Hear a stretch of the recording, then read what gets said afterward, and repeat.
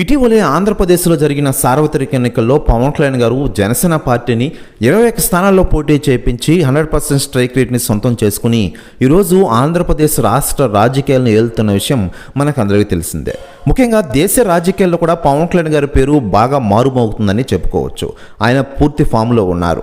సినీ రంగంలో వెలిగిపోయినట్లుగా రాజకీయ రంగంలోనూ 2024 ఎన్నికల తర్వాత ఆయన పవర్ స్టార్ అయిన విషయం మనకందరికీ తెలిసిందే.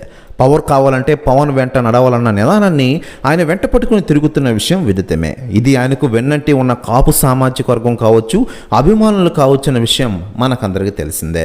మరోవైపు ఆయనకున్న క్రేజ్ కావచ్చు, పవన్ కళ్యాణ్ పక్కన ఉంటే చాలు గెలుపు తథ్యమైన భావన రాజకీయ పార్టీలో ఈరోజు ఉందంటే పవన్ కళ్యాణ్ గారి క్రేజ్ గురించి మనం ప్రత్యేకంగా చెప్పనక్కర్లేదు.